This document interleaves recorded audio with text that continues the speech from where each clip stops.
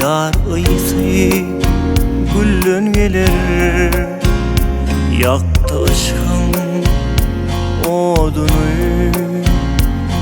Havarı küllün gelir, karaş yürek su bolu. Yettirmez arzu bolu, ağarzulu bu bolu. Gök renkli küllün gelir, küsüsün ağlayarım.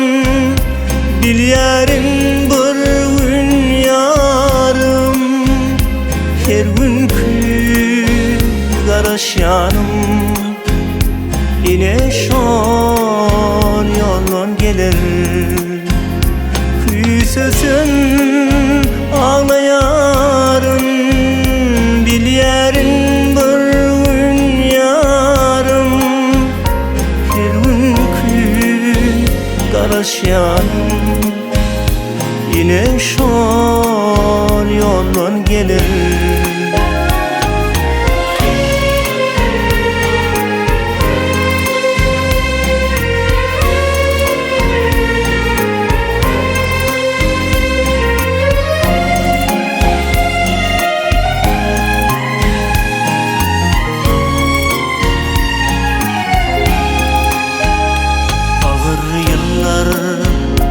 Geçtiken adı kalpta keşteken, cemalına teşneken.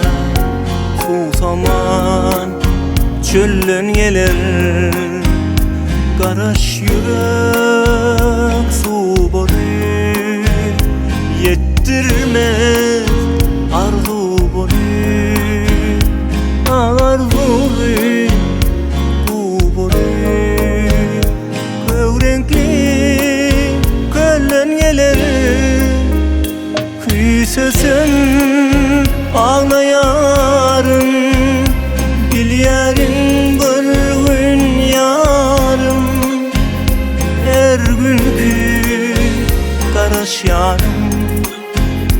Yine şol yolun gelir, küsüsün ağlayarım. Bilyerim bir gün yarım, her günkü garaşyanım. Yine şol yolun gelir.